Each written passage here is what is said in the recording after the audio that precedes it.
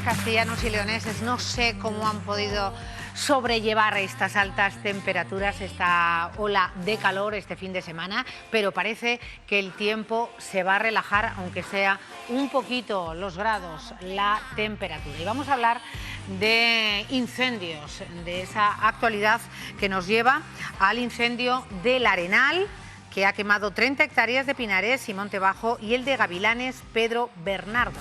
Han ardido ya 1.400 hectáreas de pinos y monte bajo. Son los primeros datos de ambos siniestros que, aunque se mantienen activos y cuya extinción todavía va a llevar varios días, no se han determinado los orígenes de ambos siniestros, aunque parece hay indicios humanos, de causas de indicios humanos. Bueno, el pueblo todavía tiene algún rescoldo de olores de fuego, estamos muy acostumbrados, no hay limpieza, no hay precaución, se pasan los fuegos que duran mucho tiempo sin saber por qué. ¿Qué tipo de aire respiramos en Castilla y León? ¿Cuál es la calidad del aire que respiramos los castellanos y leoneses? Bueno, esa masa de aire africano que hemos estado padeciendo también ha dejado en el aire partículas que pueden ser perjudiciales para nuestra salud. El calor, los niveles de contaminación suben. Según el último informe de Ecologistas en Acción, del que hablaremos a continuación, toda la población castellano y leonesa respira un aire perjudicial para la salud, una afirmación a la que ha respondido el director general también de Medio Ambiente. Luego hablaremos de ello en unos minutos, como les digo. La calidad del aire en Castilla y León es muy buena, y que no es habitual que tengamos episodios que tengan que ver con problemas en esta, excepto, como digo, pues alguna cuestión que tiene que ver con el ozono y estas entradas habituales, ¿no?, de polvo sahariano que aumentan por esta razón las partículas en suspensión. Bueno, y en España cada año se consumen una media de 32 kilos de pan por habitante.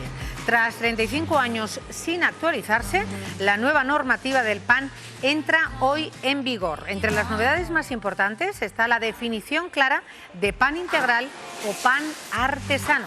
El objetivo del Gobierno es clarificar las denominaciones de venta y, sobre todo, facilitar la información a los consumidores. También nuestra compañera Esther Bermejo está pendiente de ello.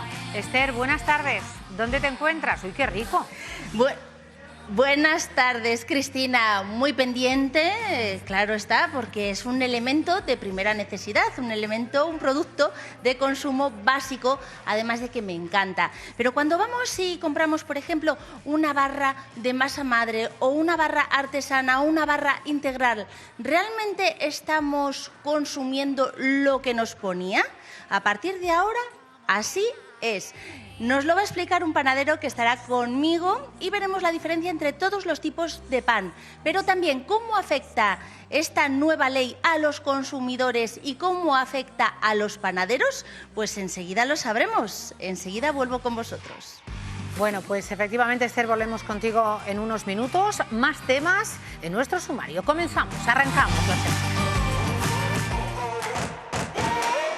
En nuestro tiempo de tertulia tratamos con expertos uno de los asuntos que más preocupan a los castellanos y leoneses: la vivienda, su precio y tipo de condiciones de compra y alquiler según las necesidades de cada habitante de la comunidad.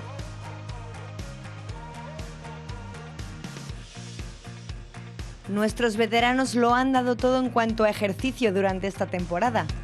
Hoy contamos en nuestro plató con su presencia para que nos cuenten sus secretos para vivir más y vivir mejor. Bueno, pues volvemos, desde luego, por la importancia que merece hablar de los incendios y vemos imágenes de esas hectáreas, 1.400 quemadas en Gavilanes Pedro Bernardo y 30 en la zona del Arenal. Vamos a hablar con Mario Albuerne, que es capitán jefe de la UME, de la Unidad Militar de Emergencias. Señor Albuerne, muy buenas tardes. Hola, buenas tardes. Gracias por atendernos. A estas horas, ¿cuál es la situación? Me dicen los compañeros que en ambas ubicaciones están estabilizados los incendios, pero entiendo que no extinguidos. Bueno, he de puntualizar que nosotros, la Unidad Militar de Emergencias, ha abandonado la zona del incendio esta mañana, dadas las condiciones favorables en las que se encontraba el incendio. Sí. Nosotros estamos regresando hacia nuestra base de origen en León, en el Ferral del Bernesga. Entonces, los últimos datos sobre la situación del incendio en estos momentos no sé exactamente cuáles son. Lo que sí le puedo decir es que esta mañana, cuando nos fuimos de la zona, estaba todo bastante en calma. Controlado. Sí, bueno, estabilizado al menos. Estabilizado al menos. De todas maneras, claro, entiendo que si la UME se ha retirado es porque la situación estaba, como usted apunta, bastante estabilizada. Así es, sí. No sé, les decía a los telespectadores que, aunque aún se desconocen a ciencia cierta, ¿no?, los orígenes de ambos siniestros, de ambos incendios, parece que indican que puede ser causa, una vez más, de la mano del hombre, lamentablemente. Pues yo sinceramente desconozco cuáles serán los orígenes. Entiendo que ya las autoridades competentes estarán viendo o estudiando efectivamente cuáles pueden ser esos orígenes, y supongo que en un plazo de tiempo pues más breve o más largo, pues se sabrá cuál ha sido ese origen. Bueno, y ahora en estos momentos no le puedo decir. No me puede decir. Bueno, pues le damos por supuesto las gracias. Feliz tarde, señor Albuerne, por haber entrado en directo. Vamos a ver, para hablar de la situación de estos dos focos. Decíamos esas 1.400 hectáreas quemadas en Gavilanes, Pedro Bernardo, y 30 en la zona del Arenal. Y vamos a hablar de calidad del aire. Después de ver estas tremendas imágenes, vamos a valorar ese último informe de ecologistas en acción. Eso será en unos minutos. Antes nos pide paso nuestra compañera Esther Bermejo, pero antes vamos a ver el siguiente vídeo con esa normativa que hoy entra en vigor. Atentos. Pan integral de verdad y algo más barato. Es una de las promesas que trae bajo el brazo la nueva normativa del pan. En ese caso, su IVA baja del 10 al 4%. En caso de que no sea 100% integral, hay que denominarle de otra forma y hay que indicar el porcentaje de integral o de salvado o de tipo de harina que lleve, que no sea harina de trigo común. También debe de especificarse el pan elaborado con masa madre y su porcentaje, lo mismo que el que es 100% artesano, menos el amasado elaborado prácticamente hasta el final a mano. Después, el engaño puede venir por el tipo de horno utilizado. Lo del horno de leña, ahí sí que hay fraude. Pone pan de horno de leña. Es un reclamo comercial muy importante lo del horno de leña, y luego pues no es de leña. Si no hay etiqueta donde mirar, la información tiene que venir directamente del vendedor. El sitio donde expenden el producto tiene la obligación de disponer para el consumidor la información suficiente como para clarificarle el producto que está comprando, exactamente con qué productos y con qué ingredientes está hecho. Todo para dar más seguridad al consumidor sobre un producto cuyo consumo ha bajado un 50% en los últimos 20 años. Bueno, pues yo creo que ahí radica todo, en la información al consumidor, que sepamos lo que estamos comprando, Esther, que no haya fraude, que tengamos la información suficiente para poder elegir si el barato, si el medio, el más caro, pero sobre todo que los ingredientes sean los que se anuncian. Hablaban en el vídeo del fraude del pan de leña. Me gustaría que nuestro invitado te lo contara, igual que también el pan integral, claro. Adelante, compañera. Sí, vamos a hablar de todo ello. Además, como bien dices, que no nos den lo que tradicionalmente se dice gato por liebre, ¿verdad, Iván? No. Eso no va a ser así ya. Con la nueva ley ya todo está súper claro. En los supermercados, por ejemplo, cuando veíamos pan de masa madre, pan artesano, ahora tiene que estar todo especificado, pan integral, ese porcentaje.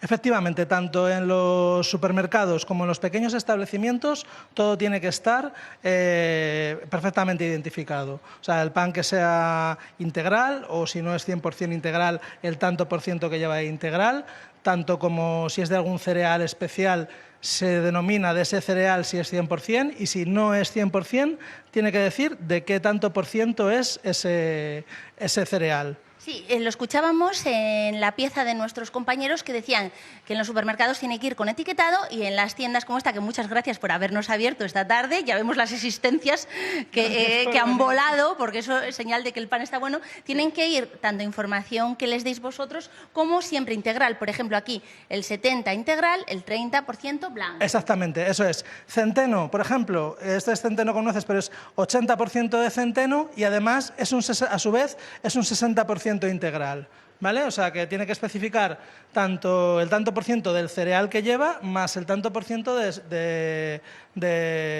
integral que lleva. Por ejemplo, si fuera ahora no tenemos aquí ninguno, pero sí que lo tenemos en la tienda, 100% integral centeno, o sea, centeno integral sería 100% centeno y 100% integral. Eso se llamaría centeno integral, pero debería de ser 100% centeno y 100% integral. Lo mismo que espelta o cualquier otro cereal de los que ahora mismo se han incorporado a ser como pan común. Antes es la novedad. Antes el pan común solamente era el pan blanco, digamos, para consumo diario. Se diferenciaba en la barra de Riche o pan de flama y el pan Candela, y ahora se incorporan al pan común todos los panes integrales y de estos cereales. Entonces es la gran diferencia con respecto a la denominación del pan. Sí, Cristina, querías tú saber además lo del pan de leña, ¿verdad? Claro, exactamente. Además es que es una visión maravillosa, he de decir, de esos panes estupendos en ese mostrador. ¿Hay alguno que sea realmente de leña?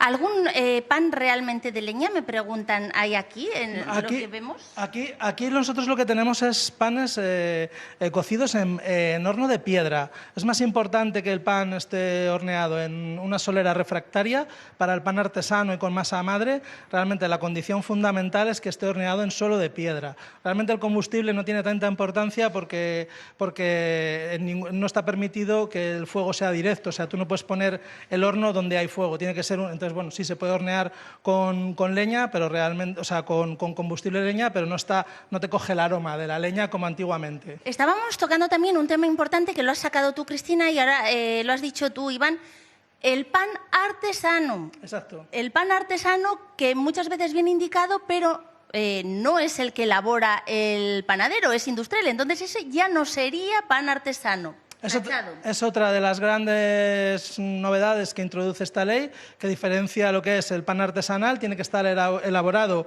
fundamentalmente a mano o en su mayor parte que predomine el proceso manual sobre la maquinaria, o bien y tener un panadero artesano contrastado al frente de la panadería. Eso tiene que estar también indicado ahora, que antes quedaba un poco en el vacío, ¿no? Decíamos, ponía pan artesano y ya estaba. Exactamente, ahora está mucho más delimitado y realmente, hombre, en panaderías como esta, donde se nos ve trabajar y tal, está mucho más claro, porque lo hacemos aquí, lo hacemos a la vista del público, pero en otros sitios realmente se ha abusado como el tema... De la nomenclatura. Eso es. Sonaba muy bien, claro, entonces... no era todo. Como masa madre también ha habido un abuso de la denominación, que es la tercera gran novedad que introduce la ley, ¿no? El diferenciar el pan elaborado con masa madre natural, fermentado por sí mismo, con las levaduras que están inmersas en la propia harina, levaduras naturales que fermentan con la acción del agua en la masa, que se combinan con fermentos lácticos, y se está viendo que eso es mucho más digerible, que es mucho más saludable. Y qué rico está. Está más bueno. Y también comentaba yo antes de entrar en directo con Iván. Sí. No, es que quería preguntar, todas estas cuestiones de la normativa, por supuesto, para el consumidor va a ser infinitamente mejor, porque vamos a estar mejor informados y los que lo elaboran tienen esa obligación, pero ¿esto va a venirle bien también al empresario, por ejemplo, a nuestro invitado? ¿Se va a vender más pan? Sí, ahí va, es lo que estábamos hablando antes de entrar en directo, que yo le preguntaba, como nos pregunta Cristina también, si esto, ¿cómo afecta a los panaderos? ¿Es también en beneficio vuestro, no solo del consumidor que está más informado y sabe realmente lo que come, o también a vosotros os favorece? Por supuesto, Esther, a nosotros esto es una ley hecha un poco a nuestra medida, ¿no? Porque ya de por sí nos cuesta, digamos, competir con las grandes fábricas entonces, si además lo que nosotros es nuestra idiosincrasia, que es la masa madre, el proceso artesanal, la fermentación lenta, todo el mundo puede emplear el término, pues entonces doble desventaja, ¿no? Realmente un sitio pequeño que te cuesta mucho más todo porque todo es manual, etcétera, pues así por lo menos realmente nos diferencia, ¿no? Del panadero artesano, en este caso, de que lo industrial, yo no digo que sea malo, pero es industrial, entonces no se le puede llamar artesano. Y ya, hablaban en la pieza, ¿va a bajar el precio de algún tipo de pan? Puede bajar porque lo que hace es que muchos panes, o sea, al ampliarse la denominación de pan común, digamos, todos estos panes que nosotros teníamos aquí, por ejemplo, pudieran ser antes pan especial, ahora ya son pan común, entonces en vez de repercutir un IVA de un 4%, de un 10 pasa a un 4%. Entonces, bueno, algunas panaderías lo bajarán, otras no, aprovecharán para hacer una subida de precio. Pero deberían. Pero bueno, también la subida del precio es libre. Nosotros en este caso ya teníamos los precios ajustados y no vamos a tocar nada. Bueno, ya ves, Cristina, que el consumidor, yo creo, y así lo dice Iván, también panadero artesano, que va a salir beneficiado de esta nueva ley del pan. Pues eso esperamos. Gracias, compañera. Más que elocuente y más que ilustrativa esta conexión en directo de nuestra compañera con un artesano del pan. Hoy entra la nueva normativa en vigor y vamos a seguir informándoles de calidad. En este caso, de la calidad del aire que respiramos. El aire de Castilla y León es perjudicial para nuestra salud. Los habitantes de la comunidad, 2,4 millones de habitantes, respiraron aire contaminado durante el 2018, pese a la inestabilidad atmosférica, según revela el último informe anual de calidad del aire de Ecologistas en Acción, que concluye que la totalidad de la población y la totalidad del territorio de nuestra comunidad estuvieron expuestos a unos niveles de contaminación que superan las recomendaciones de la OMS. Arrancamos, queremos saber. Escuchen.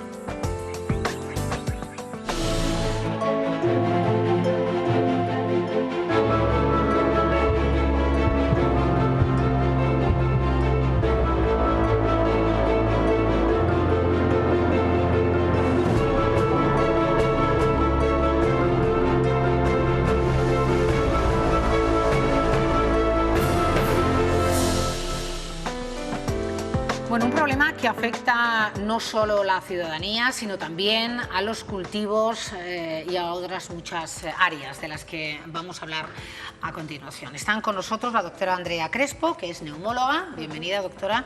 Y junto a ella, Miguel Ángel Ceballos, de Ecologistas en Acción, que ha formado parte, como coordinador del informe, de este último informe de calidad del aire en nuestra comunidad. Bienvenido, señor Ceballos. La pregunta primera es hacia usted y es obvia.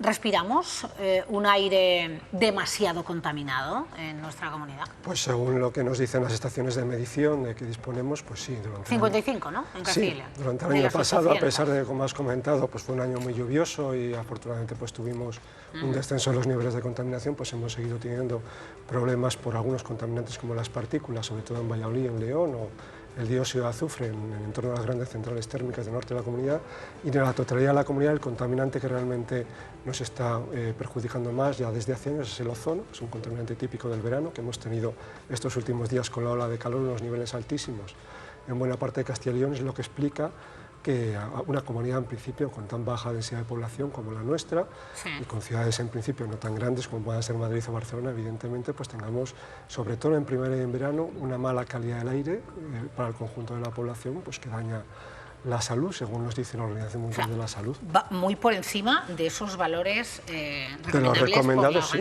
Incluso en alguna zona, como puede ser la montaña sur de la comunidad, estamos hablando de 250.000 de habitantes y un 20% de la superficie de Castilla y León, por encima de lo que permite la legislación, que es menos estricta que las recomendaciones sanitarias y, sin embargo, pues durante los últimos años también el sur de Salamanca, el sur de Segovia, el sur de Ávila o el sur de Soria pues están por encima de lo que la legislación permite, con lo cual ya habría que tomar medidas para corregir esa situación. Bueno, ahora hablaremos de esas medidas plausibles. Quiero comentar con la doctora Crespo la incidencia como neumóloga sobre la salud del castellano y leonés. Sí, la verdad es que respirar este aire tan contaminado pues se ve que provoca y empeora enfermedades respiratorias, porque es la entrada inicial de esas partículas que inhalamos, pero ya no solo enfermedades respiratorias, sino también se ha visto que empeora enfermedades cardiovasculares, enfermedades infecciosas, enfermedades cognitivas. Entonces, enfermedades cognitivas también. Sí, como el Alzheimer y el Parkinson, se ha visto que lo empeora. Sobre todo, el dato que más llama la atención y que es el que más asusta es que en Europa, digamos que más de medio millón, ha habido más de medio millón de muertes prematuras por respirar este aire contaminado. En España son más de 30.000 muertes. Entonces esto supone que es un número de más de 15 veces la muerte prematura por accidente de tráfico. Con lo cual, esto tampoco queremos alarmar, pero sí que queremos concienciar al ciudadano de que hay que tomar medidas en la medida de lo posible, de lo que cada uno de nosotros podamos hacer. Hay algunos que sí que están a nuestro alcance, doctora. Sí. Por ejemplo, muchos de estas sustancias se provocan por los vehículos, por el vehículo motorizado. Entonces, pues claro, una de las recomendaciones sería utilizar un transporte público, intentar utilizar la bicicleta, caminar, e intentar, si se utilizan vehículos, pues que sean vehículos eléctricos. Todo ello y que los ciudadanos lo entendamos, ¿no? Claro. Ahora que Madrid parece que ha vuelto a permitirse la entrada en la zona centro de vehículos, bueno, que no son cuestiones baladíes en absoluto, señor Ceballos, que es muy importante el aire que respiramos. Sí, además no solamente afecta a nuestra salud, que es lo principal desde luego, sino, como has comentado, también a los cultivos, a los bosques, a los espacios naturales.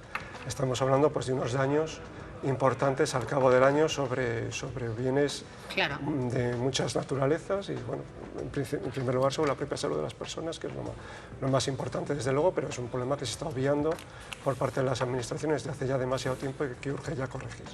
Bueno, pues vamos a entrar de lleno en cómo, por lo menos, cómo poder solventar en la medida que esté de nuestra mano, y sobre todo yo creo que es mover conciencias, por supuesto políticas, que son al fin y al cabo los que ejecutan, imponen esas normativas, pero que también la ciudadanía no nos alteremos cuando, por ejemplo, la ciudad de Valladolid, sin ir más lejos, y además el alcalde está muy concienciado con el tema, veíamos no hace demasiados meses ese vídeo, ¿no? En el que veíamos los filtros absolutamente negros, bueno, que hay una causa, efecto directa, ha reducido hoy, ¿no? Compañeros, a 30 km/h el acceso de los vehículos a la zona centro. Y a lo mejor hay que impedir que se movilice, ¿no? el parking en las zonas centro de todas las ciudades, o por lo menos de las que tienen esos índices tan altos de contaminación. ¿Por qué a la población, a la ciudadanía, esto no nos acaba de entrar? ¿Por qué nos alteramos, señor Ceballos, yo creo que ante una realidad tan Fíjate, yo creo que tangible? sí que los ciudadanos lo entendemos en la medida que, bueno, se nos explique, nos contraría, se nos explique que esto tiene que ver con la salud, no solo con la nuestra, sino de nuestros familiares, nuestros vecinos, y yo creo que somos capaces de dar el paso a utilizar otros medios de transporte alternativos al automóvil, el transporte público, la bicicleta en una ciudad como Valladolid o el resto de ciudades de Castilla y León, que tienen un tamaño medio o pequeño, con distancias que no son muy grandes.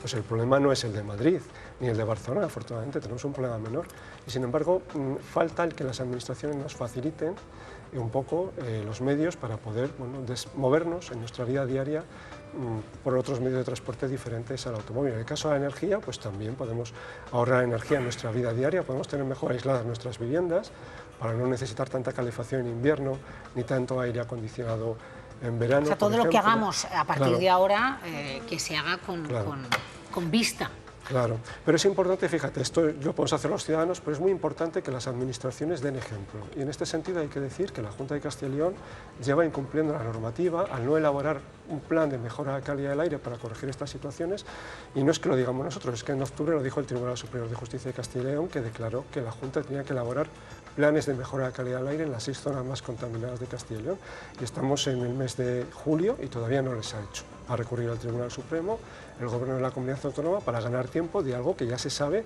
que se tiene que hacer porque lo dice la normativa hace muchísimos años. Quiero decir que si la Administración no da ejemplo, pues es difícil también que los ciudadanos nos tomemos el problema en serio. Por supuesto, y luego también la mentalidad de la ciudadanía. Doctora Crespo. Los médicos, los especialistas, bueno, pues también tienen una parte importante, pero entiendo que siempre está un poco... Claro, sí, sobre todo también que muchas veces en nuestras propias guías que utilizamos no está presente la contaminación atmosférica, y eso es algo que tenemos que cambiar nosotros mismos desde las propias sociedades científicas. Y sobre todo también que hay que pensar en aquellas poblaciones a las que más afecta la contaminación, que fundamentalmente pues son los niños, con los niños, sobre todo los niños asmáticos, tienen un empeoramiento de esa situación asmática al respirar ese aire contaminado. Los ancianos, lógicamente, porque ya tienen un sistema inmune que ya no va a defenderse como el de un adulto joven, las embarazadas y aquellos pacientes ya con enfermedades respiratorias y cardiovasculares que ya tienen previamente. Entonces, tenemos que ser... Hay muchos grupos, Hay muchos grupos, sí, y muchas afectaciones que vemos, que es muy importante, porque hay una de las enfermedades, por ejemplo, respiratorias, que es la EPOC, muy conocida por muchos de nosotros, sobre todo es aquella enfermedad pulmonar obstructiva crónica, y es que es la más frecuente porque se produce sobre todo por el tabaco. Es la enfermedad que siempre se piensa cuando uno habla de tabaco, pero no hay que olvidarnos que el respirar este aire contaminado es otro de los factores que conduce a esa obstrucción, a esa disminución de la capacidad pulmonar del paciente. ¿Y esto lo ven ustedes? Lo vemos y claro, y el paciente vemos cómo va empeorando, y cómo ya los niños vienen con alteraciones, sobre todo asmáticas, y con mucho componente alérgico. También... Y lo iba a preguntar yo ahora también, el incremento de los alérgicos. Sí. Vamos a ver y a escuchar una encuesta de los ciudadanos y continuamos. De donde soy yo, de Ávila, es bastante mejor la calidad del aire que aquí, posiblemente porque es más pequeña y porque tiene menos industria, pero normalmente en Castilla y León es bastante mejor que las afueras de Madrid o Castilla-La Mancha o Extremadura. Yo creo que bastante mejor. Mucho calor y mucha humedad, mucha condensación. Y yo pienso que hay que potenciar las zonas verdes de la ciudad. Cada vez peor. Toda la ciudad conectada con carriles bici sí que estaría bien. Porque esto es muy malo. Esto es muy malo. Hay mucho tráfico, la gente utiliza mucho el coche más que los transportes públicos, y yo creo que sí, que debemos fomentar un poco, aparte de las zonas verdes, el transporte que nos da la ciudad e ir andando, las bicis, todo eso. Bueno, yo creo que la juventud cada vez está más concienciada, señor Ceballos. Sí, yo creo que hay una conciencia mayor del problema que esto nos ocasiona. Comentaba el ciudadano de Ávila que su ciudad, como es más pequeña, tiene un menor problema de contaminación, y fíjate que es al contrario, que precisamente la zona sur de Castilla y León, Segovia, Ávila, Salamanca, lo que está más cerca de Madrid, es precisamente la zona con más problemas de contaminación en estos momentos en toda Castilla y León. O sea que no solamente hay que actuar en nuestro territorio, sino que en Madrid, lo que se está haciendo ahora mismo, por ejemplo en Madrid con Madrid Central, afecta muy directamente también a todos los ciudadanos que viven en el sur de Castilla y León. A todo lo que es la contaminación no conoce fronteras y pasa a la cordillera central y desemboca en las provincias de Segovia, de Ávila de manera inmediata, y de hecho este fin de semana hemos tenido una alerta en la propia ciudad de Ávila y también en el Valle del Tietar de Ávila por elevada contaminación por ozono procedente de Madrid. Bueno, tremendo. Y decíamos antes también que los cultivos, los espacios naturales, los bosques están directamente, padecen, ¿no?, esta contaminación, claro, y están directamente... Claro, igual que afecta a la salud de las personas, claro, la contaminación también afecta a la salud de los vegetales, afecta a los bosques, afecta a los espacios naturales. Pero son seres vivos. Que son además unos recursos de primera magnitud desde el punto de vista ambiental y económico, también para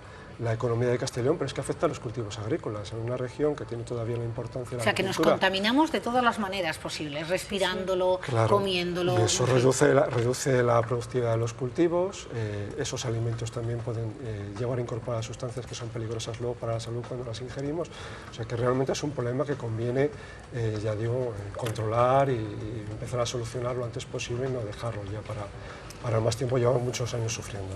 ¿Podemos confiar?